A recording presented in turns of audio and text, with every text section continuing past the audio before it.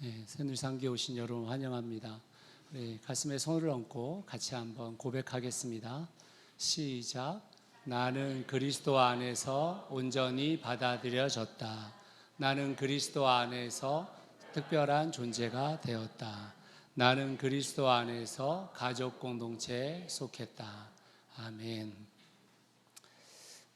풍성한 삶의 기초, 오늘 15번째 시간입니다. 그리스도 안에 있는 나와의 관계, 제가 다음 주까지는 이 관계에 대한 설명을 할 건데요. 오늘은 성령을 따르는 삶에 대해서 같이 한번 이야기를 좀 나눠보겠습니다. 여러분 한번 절 보시겠어요? 네. 제가 지금 설명하려고 하는 것을 오늘 잘 들어보시기 바랍니다. 우리는 신앙인이죠. 맞습니까? 그러면 우리가 뭘 믿는다라는 말이잖아요. 그렇죠. 우리는 무형의 어떤 믿음을 유형의 삶으로 살아내기 위해서 신앙을 가진 거죠. 그러면 이 믿음이라는 것을 갖는 게 쉬워요, 어려워요? 어떠세요? 굉장히 어려운 일입니다, 사실은. 쉬운 일이 아니에요. 여러분, 제가 기창 형제를 만난 지 한 7, 8년 됐나요? 그죠? 여러분, 제가 어떤 사람을 그 사람은 신뢰할 만해, 믿을 만해 라고 말하기까지 얼마나 많은 시간이 필요해요? 얼마나 많은 경험이 필요하고 얼마나 많은 상황 속에서 그분을 봐야 제가 기창 형제는 신뢰할 만한 사람이구나 이렇게 고백하게 됩니까? 오래 걸리죠. 근데 우리는 하나님을 믿는 것이 오래 안 걸리는 줄 알아요. 오래 걸립니다. 쉽지 않아요, 그 믿음 자체가. 오히려 쉽게 받아들인 사람들이 오히려 훨씬 교회를 떠나기가 쉽습니다. 여러분, 풍삼초 생각나세요? 신앙 안으로 들어오는 3가지 문이 있다고 했잖아요. 그 중에 하나가 생활 양식으로서의 문이라고 했어요. 부모님이 믿어서 들어왔어. 그리고 친척이 믿어서, 친구가 믿어서, 이렇게 해서 내가 어떤 믿음을 갖고 싶어서 시작된 게 아니고 누군가를 통해 시작한 사람들은요, 신앙생활이 굉장히 순탄하게 진행되는 것 같아 보이지만 실제로 그 안에 믿음이 뭔지를 잘 몰라요. 내가 뭘 믿고 있는지를 잘 모릅니다. 그걸 어떻게 알 수 있냐면 믿는 것을 설명해 보라고 하면 설명하는 사람들이 거의 없어요.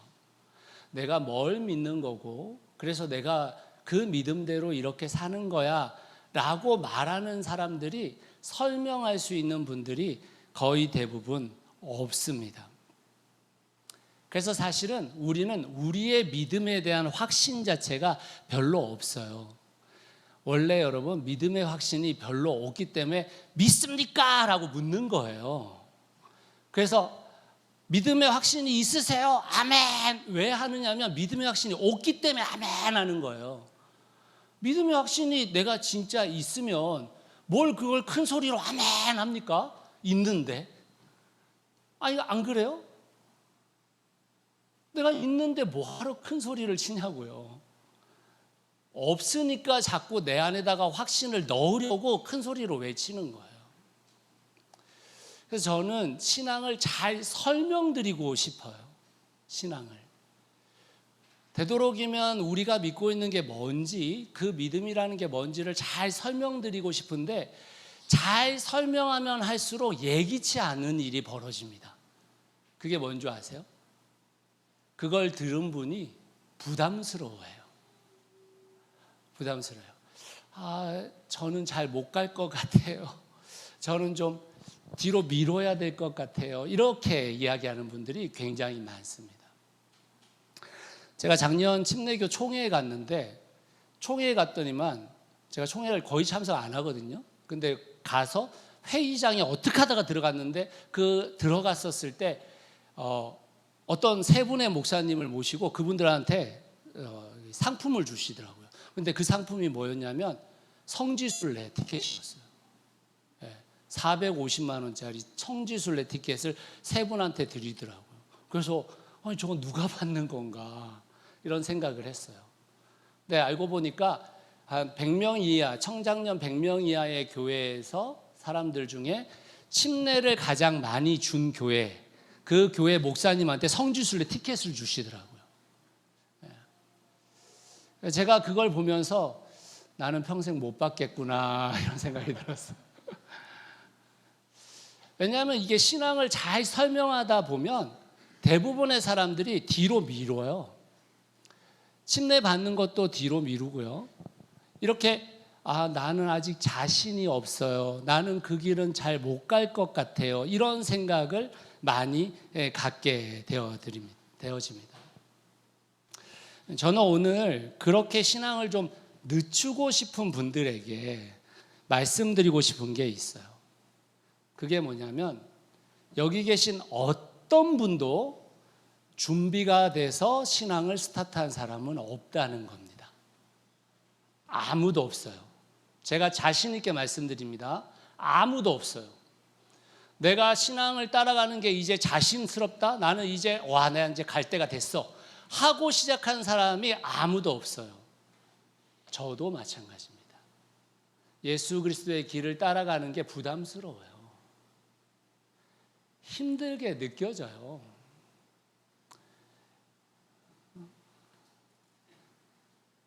신앙을 제대로 듣고 얼씨구나 이제 나는 진짜 신앙대로 살아갈 수 있겠어 라는 자신감을 갖고 시작하는 사람은 사실은 성경을 잘 모르는 거예요. 잘못 배우신 거예요. 그런 건 없습니다. 그럼에도 불구하고 왜 그 신앙인으로 살아갈 수 있다고 생각하고 뛰어드는가? 왜 그 길을 가려는가?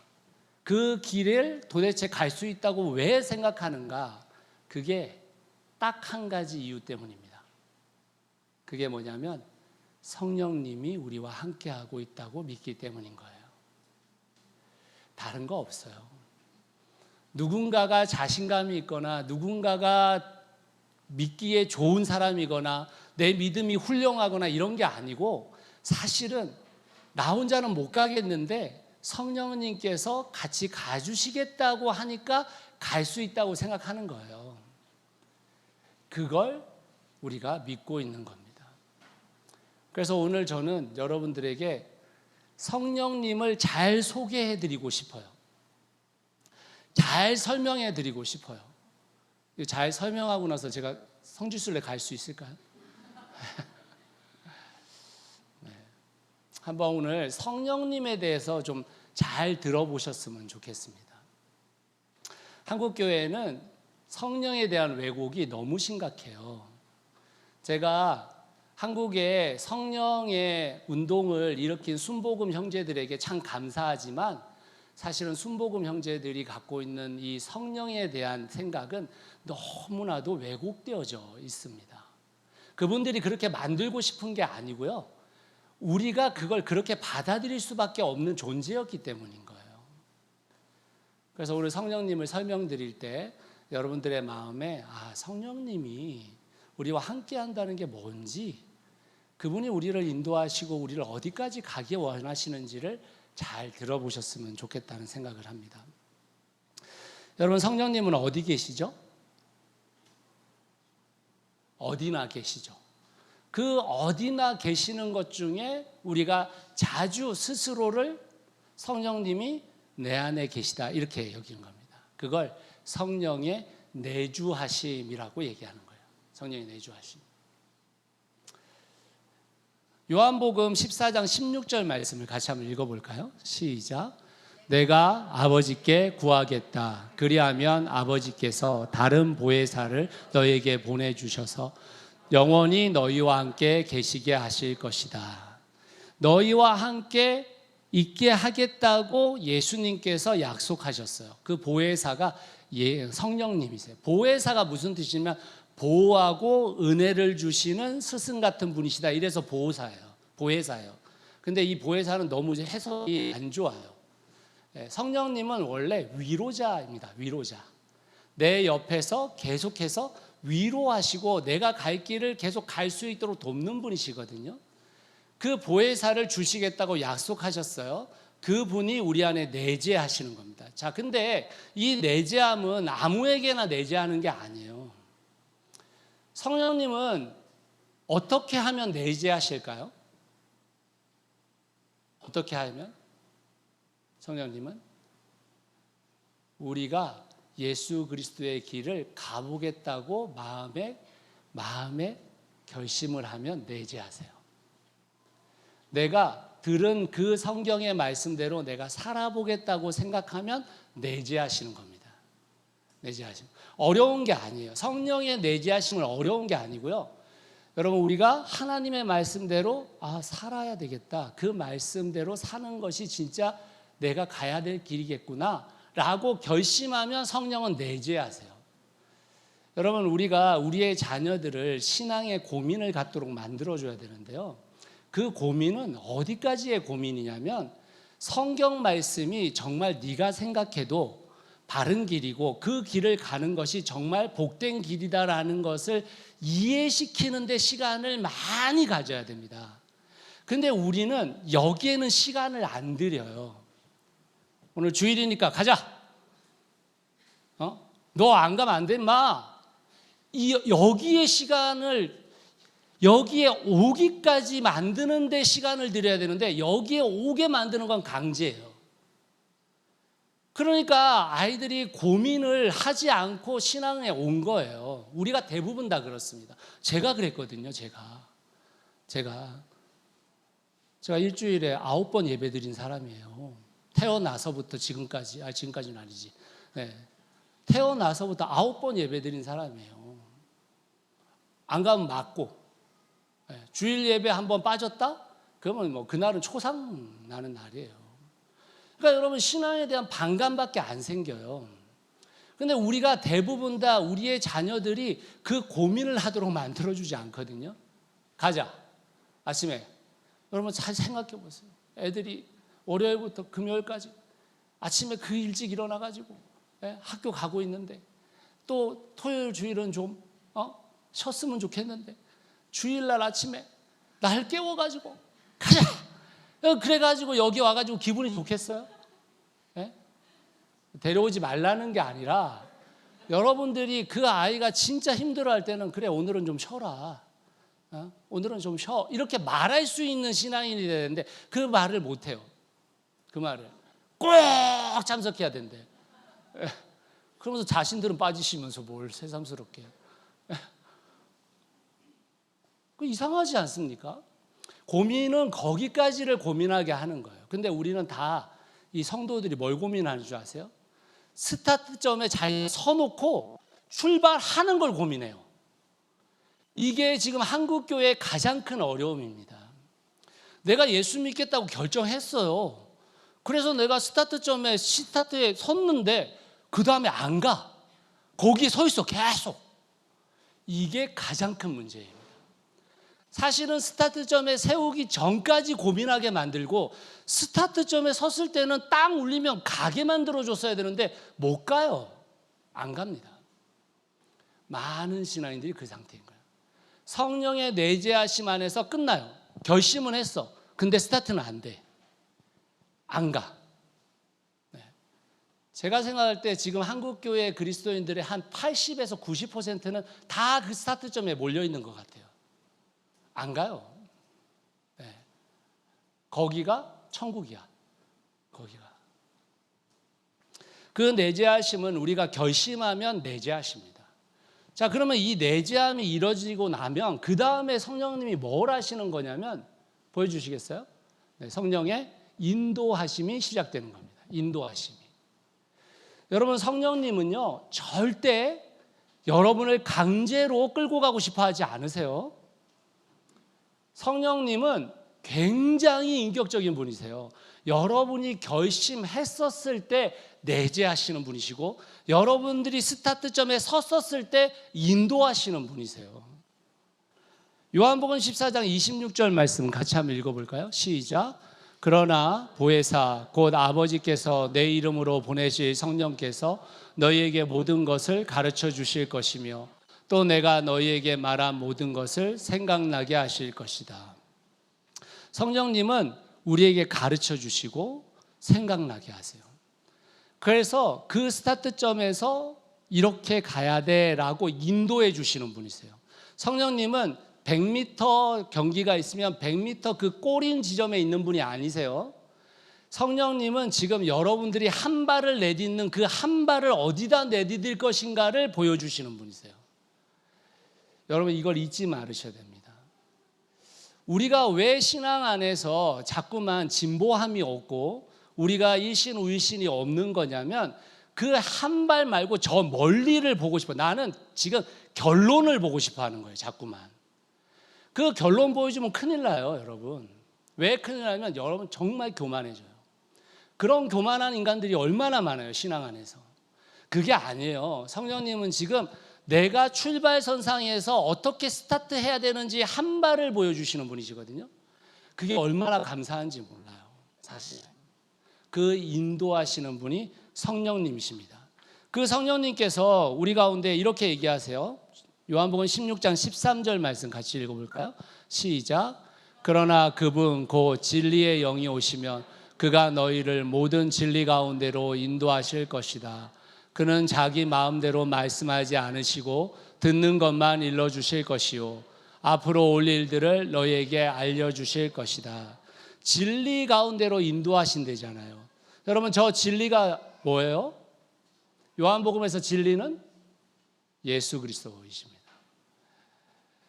그분의 영이 그분이 가는 그 길을 우리에게 알려주시겠다고 한 거예요. 진사나 그 길로 가는 거야. 예수 그리스도가 이렇게 걸으셨어 라고 일러주십니다. 가르쳐주세요. 그래서 배워요. 그런데 그 가르침으로서 끝나는 게 아니고 내가 또다시 걸어가려고 할 때마다 또 생각나게 해주시는 분이신 거예요. 여러분 성령을 여러분들이 잘 이해하셔야 되는데 우리 대부분이 성령에 대한 이해를 하려고 할 때 뭐 성령의 은사, 성령의 열매, 그래 고린도전서, 뭐 갈라디아서 이런 데를 계속 왔다 갔다 하세요. 그게 아니고 성령장은 요한복음 14장부터 16장이에요. 모든 신학자들과 목회자들이 성령장을 어디라고 말합니까 하면 고린도전서를 찾는 게 아니에요. 갈라디아서를 찾는 게 아니에요. 요한복음 14장부터 16장까지예요. 거기서 성령님이 하시는 역할이 뭐냐? 첫 번째가 가르쳐 주시고 생각나게 하시는 거예요. 예수 그리스도의 그 길을 가르쳐 주시고 생각나게 하시는 거예요. 그걸 성령님이 하시는 겁니다. 여러분이 스타트점에 딱 서는 그 순간 성령님께서는 인도하기 시작하시는 거예요. 네가 갈 길이 어떻게 되는 거다. 너는 이렇게 가야 되는 거야. 그걸 계속 일러주시는 분이십니다. 여러분 그 인도하심을 받기 시작한 사람 안에서 가장 먼저 시작되는 게 뭔지 아세요? 가장 먼저 시작되는 거 보여주시겠습니까? 그게 성령의 열매예요. 갈라디아서 5장 22절에서 23절 같이 읽겠습니다. 시작. 그러나 성령의 열매는 사랑과 기쁨과 화평과 인내와 친절과 선함과 신실과 온유와 절제입니다. 이런 것들을 막을 법이 없습니다. 제가 여러분들 시작한다고 했지 완성한다고 말하지 않았어요. 왜 여러분 성령의 인도하심을 받으면 성령의 열매가 시작되는 줄 아십니까? 왜요? 제일 늦게까지 우리를 괴롭히기 때문인 거예요. 성령의 열매를 왜 처음부터 다루는 거냐면 우리의 인격의 문제가 변하기가 제일 어렵기 때문인 거예요. 자기중심성에 기반을 둔 인격이 우리로 하여금 우리를 정당화시켜요. 여러분 우리의 인생이 이렇게 얘기하고 있는 거거든요. 내가 이렇게 사는 것은 정당해 이렇게 얘기하고 있는 거예요. 그건 내 과거에 있었던 일들이 나를 이렇게 만들었어.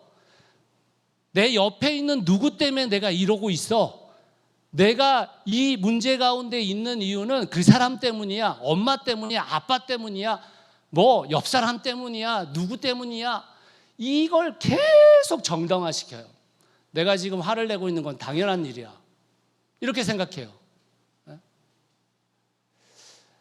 그걸 성령님은 계속 다루시길 원하시는 거예요. 자기중심성에 기반한 성령의 열매가 아닙니다. 인격이 아니에요.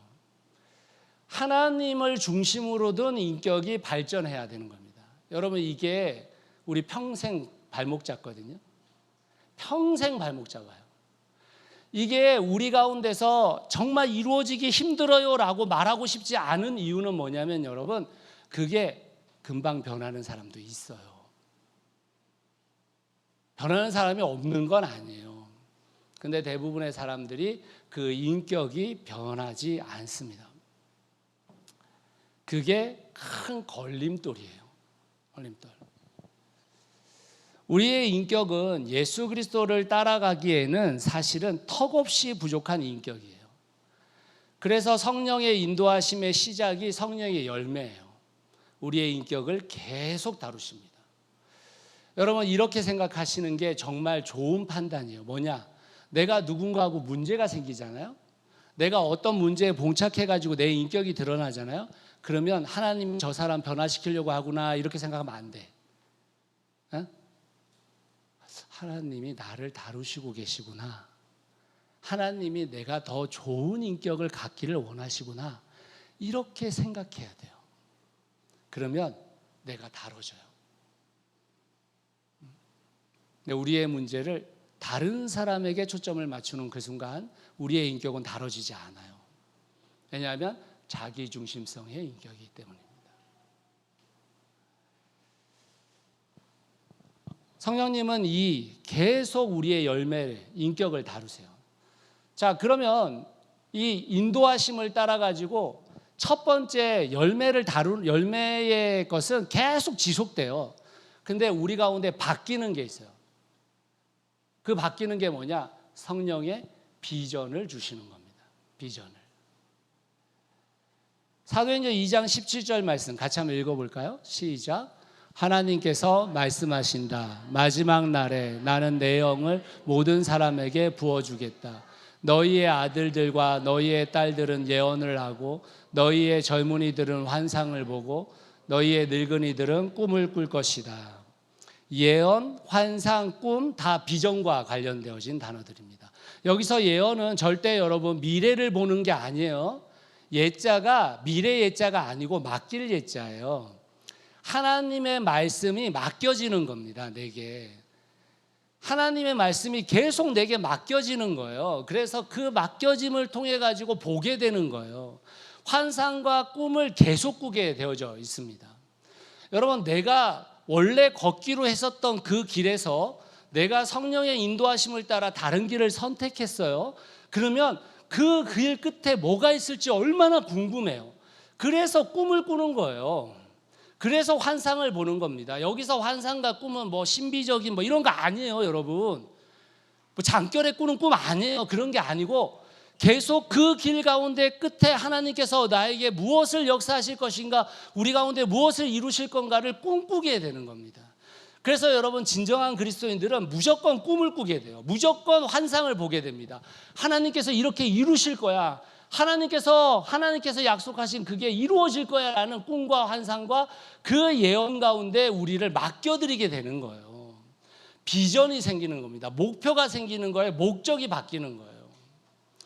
여러분, 우리 풍삼초에서 제가 풍삼초는 다 풍산기 빌드업 하는 거예요. 다. 풍삼초에서 우리가 얘기했었잖아요. 우리의 행복의 조건, 쾌락과 물질과 명예와 권력 여기에 있지 않고 뭐에 있다고 했죠? 두 가지? 풍삼초? 네. 다 하신 분들인데 몰라.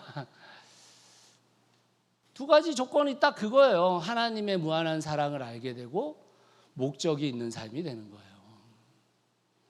여러분, 내 안에 가겠다라는 목적이 없으면 못 가요. 못 가죠. 내 안에 목적이 바뀌는 겁니다. 목표가 바뀌어요. 그 목적을 따라 살아가게 되면 환상과 꿈을 안 꿀 수가 없거든요. 여러분 한번 생각해 보세요. 여러분이 로또만 사더라도 로또가 당첨되어진 꿈 꿔요, 안 꿔요? 꾸죠? 꾸잖아요. 예? 내가 어떤 일을 시작하면은 그 시작한 것에 대해서 결과적으로 성공하는 것을 꿉니까 안 꿉니까? 꾸죠. 하나님의 길을 따라가면 무조건 하나님께서 꿈꾸게 만들어요. 꿈꾸게 만듭니다. 근데 그 꿈을 안 꾸잖아요? 안 이루어져요. 하나님의 나라 아무리 외쳐도 소용없어요. 내가 하나님의 성령의 인도하심을 따라 그 꿈을 보잖아요. 그러면 그 꿈을 하나님께서 이루셔요. 그게 성령의 역사입니다. 성령의 역사. 근데 하나님에 대한 기대감이 없거든요. 하나님이 정말 그것을 이루실 거라는 생각이 없거든요. 그러면 그냥 이 자리에 멈춰 있고 싶은 거예요. 여기가 내가 제일 안전하다고 생각하는 거예요. 대부분의 그 꿈과 그 환상을 보지 못하는 분들이 대부분 다 뭘 안 했으면 좋겠다고 생각하는 거예요. 우리는 이대로 너무 좋은 거예요. 그게 누구예요? 베드로잖아요. 여기 있으면 좋겠어요. 여기 있으면. 아니, 예수님도 계시고 성령님도 계시고 하나님도 계시고 믿음의 선진들도 그 보이는 그 변화선 밑에 그냥 텐트 치고 있고 싶은 거예요. 근데 예수님께서 뭐라고 하셔요? 여기가 너 천국이 아니래잖아요. 그 비전이 달라집니다. 비전이 바뀌어요. 성령의 인도하심을 받는 사람은 첫 번째 바뀌는 게 뭐냐면 삶의 목적이에요. 내가 살아가는 목적 자체가 자식에게 있지 않다는 걸 알게 돼요. 여러분, 자식에게 내게 목적이 없다는 것을 딱 알게 되면요, 그러면 얼마나 편해지는지 몰라요. 근데 우리가 자식을 성공시키는데 목적을 두고 있거든요. 그러니까 자식이 너무 꼴보기 싫은 거야. 내 마음대로 안 되거든. 내 마음대로. 내 마음대로 안 되는 게 사실인데 그걸 못 받아들여요. 여러분은 여러분들의 부모님 마음대로 되셨습니까? 안 되셨잖아요. 근데 뭘 그렇게 자식들을 여러분 마음대로 하시려고. 그냥 놓게 돼요, 사실은. 그게 여러분 자녀들을 빨리 놓으셔야 돼요. 자녀들의 여러분 목숨 걸어봤자 여러분들만 실망합니다. 여러분 인생 실망하게 돼 있어요. 저놈의 자식 새끼들 다 남자친구 여자친구 생겨봐요. 여러분 거들떠나 보시겠나. 쟤들 자기 자손들 생겨봐요. 거들떠나 보시겠나. 여러분도 그러셨잖아요. 근데 뭘 자꾸만 애들이 안 그럴 거라고 생각을 가지세요. 관심을 떼야 돼요. 관심을. 그냥 보낼 수 있으면 빨리 떠나 보내세요. 빨리. 제 자식 지금 멀리 가 있잖아요. 저한테 와서 묻더라고요. 아빠 나 일로 가려고 하는데 아빠 가도 돼? 옳거니 잘 가라. 바로 찬성했어요. 바로 찬성. 가라. 여러분 믿음의 여정이 그거예요. 내 친척 부모 집을 떠나는 게 믿음의 여정의 시작이에요. 근데 아무도 안 떠나보려고 내 자식을 품에 품고 있으려고 그래. 믿음 없어요. 믿음 안 생깁니다. 부모를 의지하면 되는데 뭐하러 믿음을 가져요? 그런 거 없어요, 여러분. 그러니까 여러분들 우리가 스스로가 하나님 앞에 비전을 맞추려면 내가 지금 두고 있는 목적 자체를 버리셔야 돼요. 근데 안 버려지거든요. 그러니까 비전이 없어요. 그러니까 하나님 믿어도 꿈도 안 꾸고. 여러분 생각해 보세요. 여러분들이 만약에 어떤 그 당첨되어지는데 내가 내일 발표가 되는데 1, 2등 중에 내가 하나야. 그럼 여러분 그 밤에 잠이 오세요?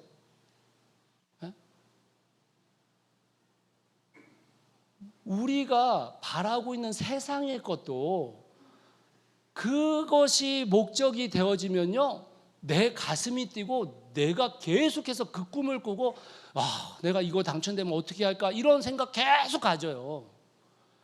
근데 성령님이 우리를 인도하시는데 무조건 목적이 바뀌게 됩니다. 목적이 안 바뀌는 것은 성령의 인도하심이 아니에요. 내 목적을 이루어주시는 게 아니거든요, 성령은. 그게 첫 번째입니다, 사실은. 목적이 바뀌어요. 열매는 계속 진행되는 거예요. 계속. 근데 비전은 성령의 인도하심을 받는 그 순간부터 꿈꾸게 되는 것입니다. 두 번째로 그 꿈을 꾸고 그것을 이루어 나가려면 뭐가 필요할까요? 뭐가 필요해요? 능력이 필요하죠. 능력이. 성령의 능력이 필요한 것입니다. 능력이. 성령님은 그 능력을 우리에게 부어주시는 분이시거든요. 빌립보서 13절 말씀 같이 한번 읽어보겠습니다. 시작. 하나님은 여러분 안에서 활동하셔서 여러분으로 하여금 하나님을 기쁘게 해드릴 것을 염원하게 하시고 실천하게 하시는 분이십니다. 여러분, 여러분들 안에서 하나님을 기쁘시게 하겠다라는 비전을 가지고 나아가잖아요. 그러면 여러분 잘 생각해 보세요. 제 자녀들이 여기 있는데 제 자녀들이 저를 기쁘시게 하려고 막 마음을 갖고 있어요. 그러면 제가 도울까요, 안 도울까요? 네? 나 좋기 위해서 도와요. 돕죠? 네? 돕게 돼 있는 거예요. 이게 여러분 어려운 게 아니에요. 하나님을 기쁘시게 하려는 목적이 바뀌었어요. 그러면 성령님은 옳거니 내가 너에게 부어줄게. 내가 너에게 능력 줄게. 내가 너에게 할 수 있도록 도울게. 이걸 너무 하고 싶으신 거예요. 성령의 도우심이 왜 우리 가운데 없냐면 하나님을 기쁘시게 하겠다라는 마음이 없거든요. 그러니까 성령님이 부어줄 게 없는 거예요. 잘 보세요, 여러분. 내가 지금 이 길로 가는 것이 하나님을 기쁘시게 하는 일이고 이 길로 가는 건 사단을 기쁘게 하는 일이야. 근데 내가 이 길을 걸으려고 그래? 그러면 성령님이 능력 부어주시면 어떻게 되는 거예요? 그러면 이 사람 다 망치는 거예요.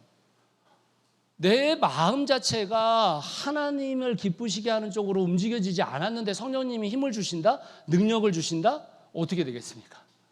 쫄딱 망하는 겁니다. 그 인생. 성공하는 것 같아 보이지만 다 쫄딱 망하는 거예요.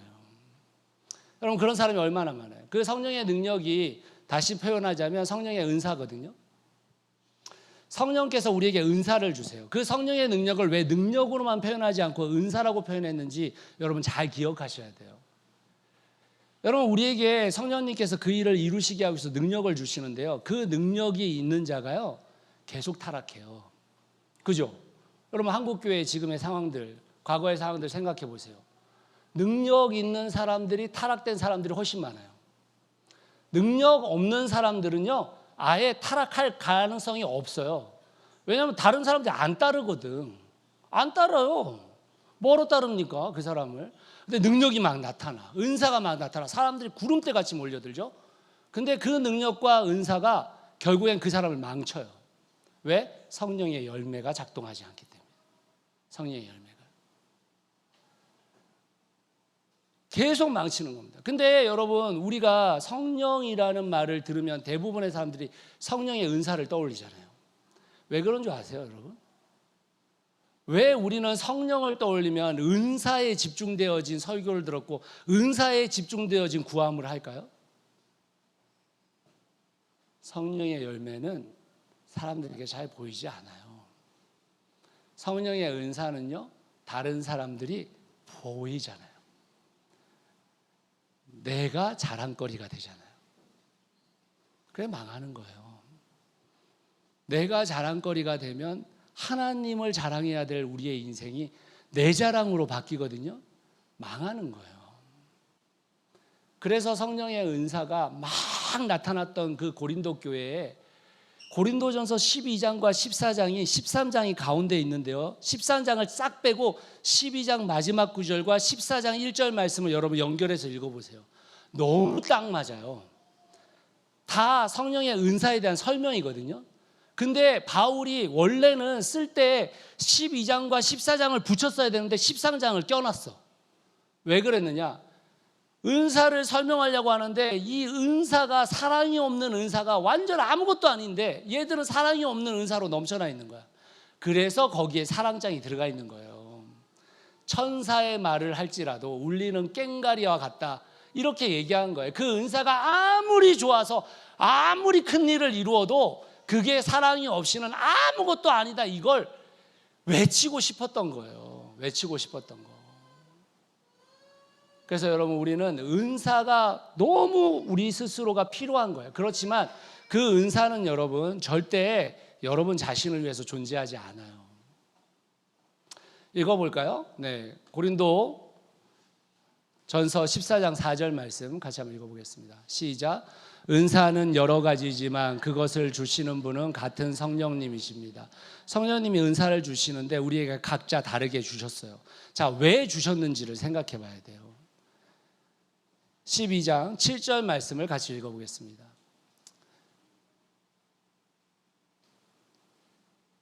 12장 7절 말씀 시작. 각 사람에게 성령을 나타내 주시는 것은 공동 이익을 위한 것입니다. 하나님이 우리에게 능력을 주시는 거, 은사를 주시는 거 여러분 잘 먹고 잘 살라고 준 게 아니에요. 공동의 이익을 위해서 주셨대잖아요. 공동의 이익을. 이건 무슨 말이냐면요, 하나님이 우리에게 보여주신 비전 자체가 하나님의 능력에 의해서 이루어지면 그것은 공동이 기뻐하는 일이 돼버리는 거예요. 나 기뻐하는 일이 아니에요. 내가 어떤 능력을 가지고 내가 어떤 은사를 가지고 그것을 가지고 내가 성공해서 내가 기쁘다? 그거 하나님이 주신 은사, 재능 아닙니다. 하나님의 은사와 하나님의 재능은요, 무조건 공동의 서로의 덕을 세우기 위해서 준비되어져 있어요. 근데 우리의 방향성 자체가 우리에 없거든요. 나에게 있어요. 나에게. 그러니까 성령은 지금 성령의 시대를 살고 있는데 우리가 우리 주위에 성령의 역사가 희귀한 일이 돼버린 겁니다. 너무 희귀한 일이 됐어요. 다 나 중심으로 돌아가니까. 근데 그것을 한국교회는 하나님이 주신 거라고 얘기해요. 그렇지 않습니다. 하나님께서 우리에게 그 성령을 통해서 은사를 주시는 이유를 잘 아셔야 됩니다. 자, 그러면 우리가 도표를 다시 한번 보시죠. 자, 성령이 우리 안에 내주하세요. 우리가 살고자 결심을 해요. 그러면 성령께서 우리를 인도하세요. 그 인도하심에 있어서 저 모든 것의 첫 번째 시작이 그 인격을 계속해서 바꿔가기를 원하세요. 그러면서 비전이 바뀝니다. 비전을 이루어내기 위해서 능력을 주세요. 은사를 주세요. 그 일들이 계속 진행되어져요. 그걸 하나님의 나라를 우리가 함께 이뤄간다고 하는 거예요. 그런데 이 마지막을 우리가 뭐라고 얘기하는 거냐? 이 모든 것이 총체적으로 잘 작동되어진 사람을 뭐라고 얘기하는 것이냐? 성령 충만하다, 이렇게 얘기하는 거예요. 성령 충만은 어디 가서 뜨거워지는 게 아니에요. 에? 어디 가서 길길이 날뛰는 게 성령 충만이 아니에요.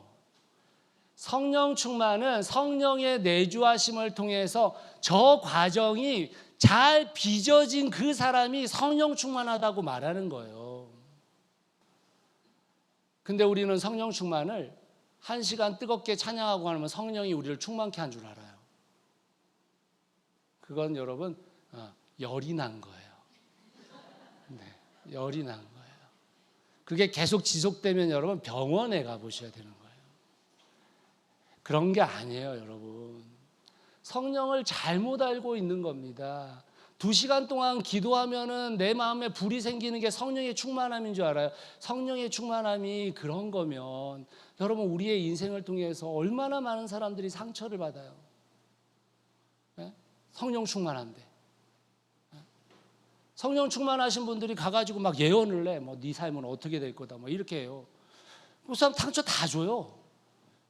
미친놈이에요. 성령 충만을 잘못 알고 계시는 겁니다. 성령 충만은 적의 조화를 이뤄서 내 안에 가득 채워진 거예요. 그걸 우리는 기대하고 성령의 충만이 이루어지면 우리는 결국 우리 안에 뭐가 이루어지는 거냐면 샬롬이 이루어지는 거예요, 여러분. 성경이 말하는 히브리에서의 샬롬은 내가 평안한 게 아니에요, 여러분. 우리가 평안한 거예요. 내가 오늘 정말 좋은 걸 먹고 좋은 걸 입고 좋은 것을 누리고 있어도 내 옆에 있는 사람이 고통당하고 있으면 그건 샬롬 아니에요, 성경에서. 성경이 말하는 샬롬은 우리가 함께 샬롬이에요. 근데 우리는 철저하게 개인화된 신앙을 배우고 있는 겁니다.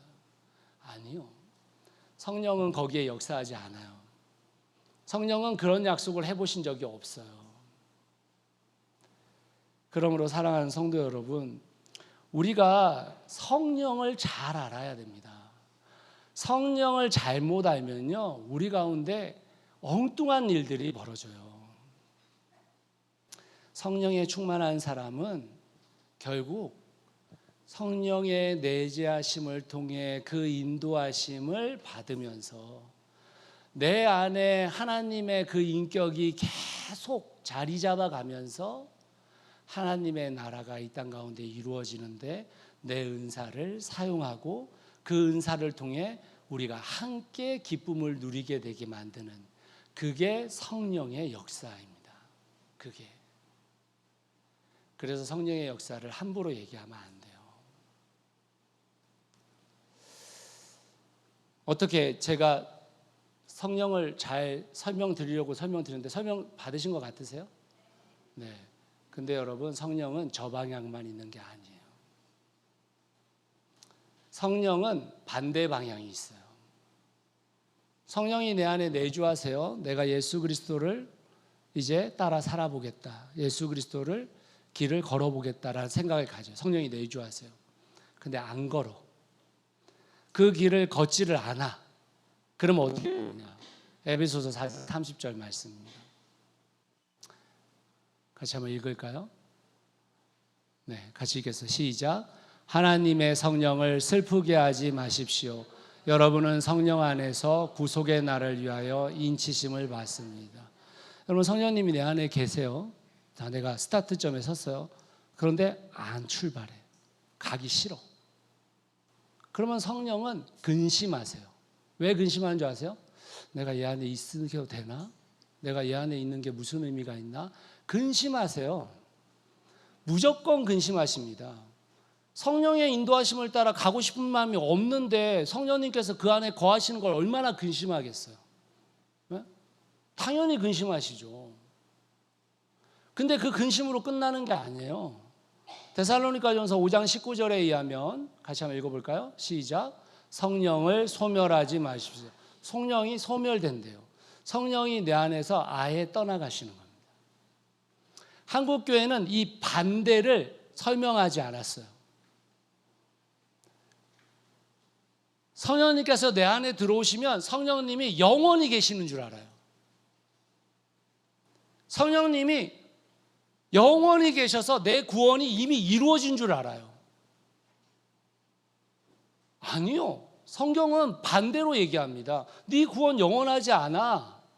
네 구원은 앞으로 네가 구원을 이뤄가야 되는 것이라고 성경은 100번 1000번 설명해도 우리는 계속 성령의 인도하심을 따라 살지 않으면서도 성령께서 내 주 안에 계시고 그리고 내가 구원받을 줄 알아요.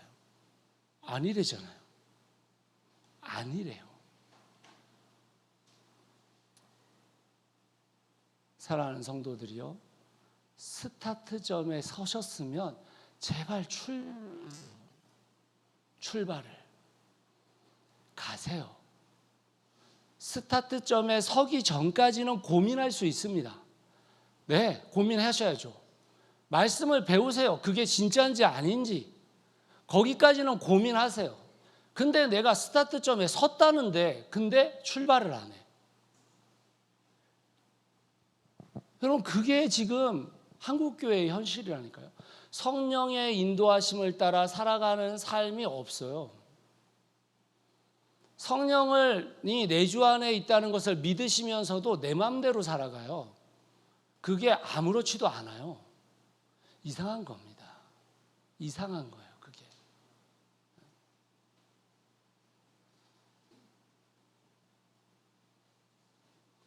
성령의 근심하심과 성령의 소멸되심을 우리가 인지해야 됩니다. 우리가 고민해야 될 것은 예수 그리스도를 쫓아가야 될까 말아야 될까, 이 고민까지는 하실 수 있죠. 그게 진짜인가 아닌가는 고민하실 수 있죠. 근데 그게 진짜라고 생각이 들면 시작하셔야 됩니다. 안 그러면 성령은 우리를 떠나요. 교회에서 예배드리고 있다고 성령이 우리 안에 내주하시는 게 아닙니다. 예수의 길을 따라갈 때 성령이 내주하시는 거예요. 그 길을 따라가지 않는데 성령님이 우리와 함께 하실 리가 없죠. 성령님이 함께 하시면 큰일 나요. 다 죽어요. 성령이 왜 떠나신 줄 아세요? 성령은 거룩하신 영이시기 때문에 그 거룩함에 위배되어진 삶을 선택한 사람 안에 있으면 우리가 다 죽어요. 구약이 다 그런 거 아닙니까? 성령의 하나님이 임재하시는 그 지성소에 아무도 못 들어오게 하잖아요. 왜 못 들어오게 합니까? 하나님의 거룩하심 안에서 그 모든 것이 다 부정당하기 때문에 그런 거예요. 그런데 우리는 아무렇지도 않게 그 길을 이해하지 않습니다.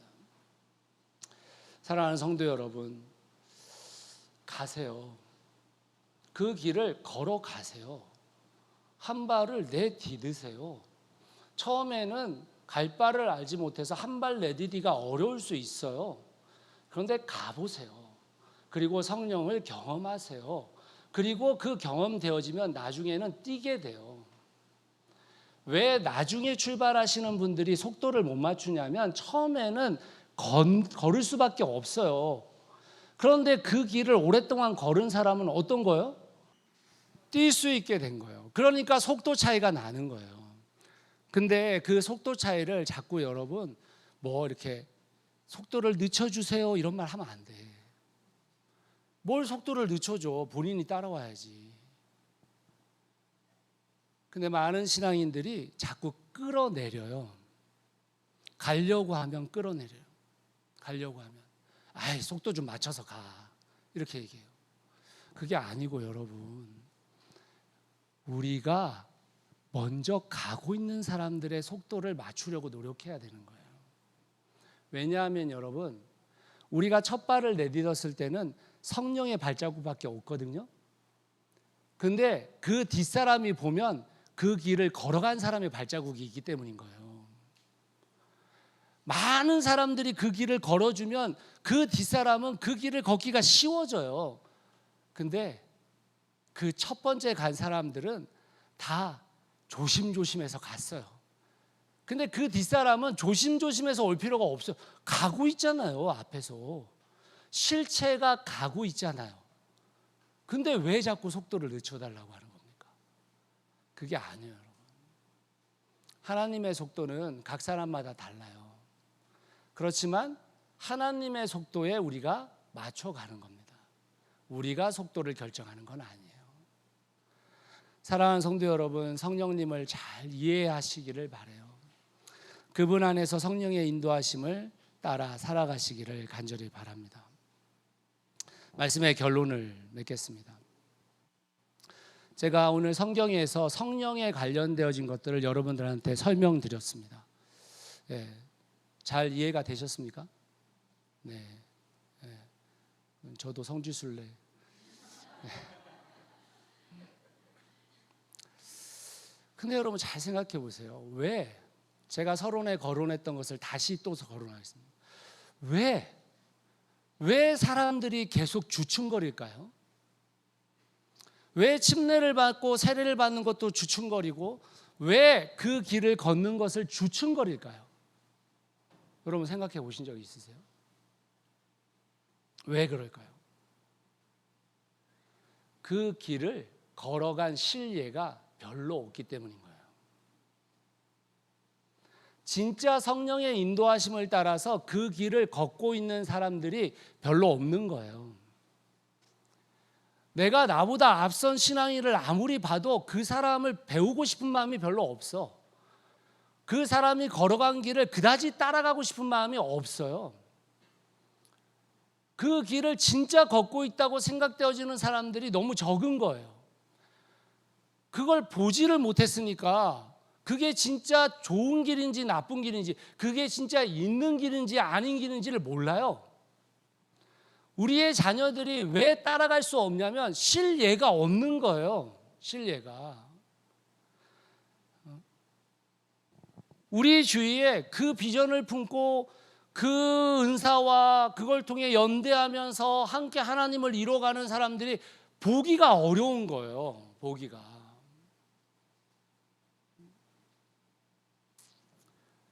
그 길을 걸어가면서 성령의 열매를 맺어서 정말 인격적으로 훌륭한 사람들을 보기가 어려운 거예요.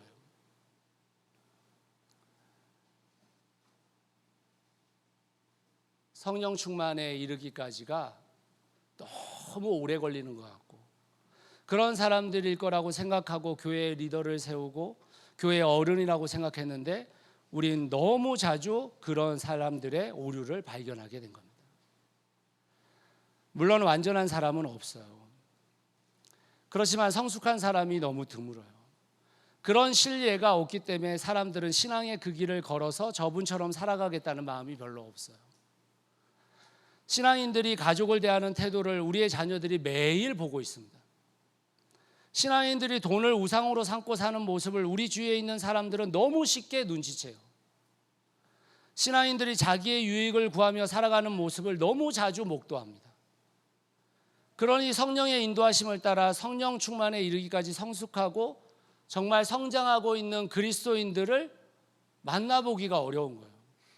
그러니까 그 사람들을 실예로 보고 그 사람들이 가고 있는 그 길을 따라가 보고 싶은데 따라갈 길이 없는 겁니다. 교회 목회자인 저와 같은 이들이 잘못한 거예요. 한국교회가 지금까지 걸어온 길이 잘못한 겁니다. 그렇지만 지금 신앙을 가지려고 하는 분들에게, 기독교에 실망하고 삶에 실망한 분들에게 제가 말씀드리고 싶은 게 하나 있어요. 그게 뭐냐면 여러분들이 갖고 있는 신앙의 보여지는 선입관을 버리고 본질을 한번 보세요. 보이는 것에 우리의 마음을 빼앗기지 말고 보이지 않지만 우리 안에 살아계신 성령님께 한번 집중해 보십시오. 그러면 알게 되어집니다. 나의 마음을 혼란케 하고 나로 하여금 넘어지게 하는 그 무엇인가의 실상이 아니고 그것을 통해 나를 성장시키고 성숙하게 하셔서 나의 주위에서 함께 그 길을 걸어가 보겠다고 결정하고 걷는 사람들의 모습들을 지켜봐야 합니다. 그 사람들을 찾아내셔야 돼요. 그 사람들의 주위에 있으셔야 돼요. 그리고 나도 걸어가 보는 것입니다. 예수의 길은 길이에요. 걸어가 보는 겁니다. 머릿속에 떠올리는 게 아니에요. 사랑하는 성도 여러분, 내가 목표로 삼고 살아야 하는 것이 무엇인지 성령님께서 알게 해주실 거예요. 그 성령님께 여러분의 인생을 좀 맡겨보십시오. 저와 여러분이 우리가 함께 성령의 내재하심, 인도하심, 그리고 성령의 충만하심까지 이르도록 우리 서로를 좀 응원하고 서로를 돕고 그리고 우리가 함께 그 길을 가겠다고 결정하셨으면 좋겠어요. 우리는 여전히 연약한 존재지만 성령님은 그 연약한 우리의 존재를 통해 하나님의 영광을 드러내기를 원하시고 계십니다. 그 길에 성령을 따르는 삶에 함께 동참할 수 있기를 예수 그리스도의 이름으로 축원합니다. 같이 기도하겠습니다.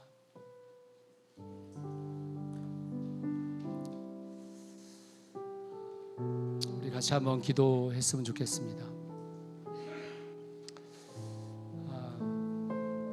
여러분 안에 여러분 스스로 한번 하나님께서 나를 지금 어떻게 다듬어 가고 계시는지를 한번 생각해 보십시오. 주님께서 여러분을 통해 하나님을 기쁘시게 하고 싶어 하십니다. 근데 우리가 다뤄져야 될 것들이 있어요. 그 다뤄짐을 주님 제가 받아들입니다.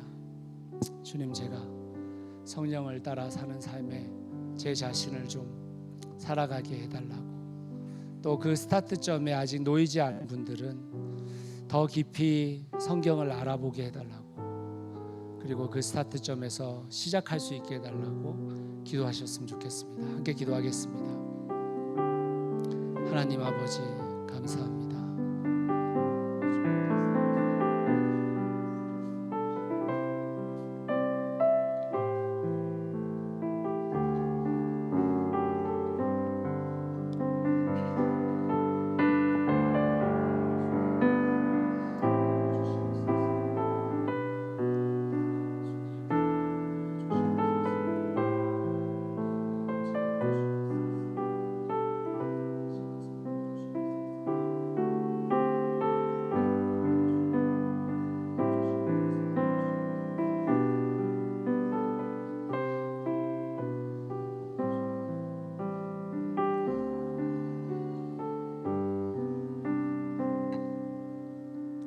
하나님, 내가 정말 나와의 관계 속에서 균형 잡힌 관계를 이루려면 성령의 인도하심을 따라 사는 삶이 결국에는 우리에게 그것을 이룰 수 있게 하심을 하나님 배웁니다. 성령의 인도하심을 따라 살아가는 것을 기쁘게 여길 수 있도록 도와주십시오. 그 삶을 걸어가 보게 해주십시오. 도전하게 해주십시오. 멈춰 있지 않도록 주님 도와주십시오. 우리가 혹시 서로를 멈추게 하는 사람이 되고 있는 것은 아닌지 우리 스스로가 정말 생각해보고 하나님께서 우리를 다루시려는 영역 안에 그 다룸을 받으며 하나님 앞에 우리를 온전하게 드려보기를 간절히 소원합니다. 주님 앞에 온전히 주님 손에 우리를 맡겨드려보는 우리가 되기를 주님께서 이끄시고 도우시기를 간절히 소원합니다. 우리 모두 다 그렇게 살아갈 수 있도록 인도하여 주시옵소서. 예수 그리스도의 이름으로 기도드렸습니다. 아멘.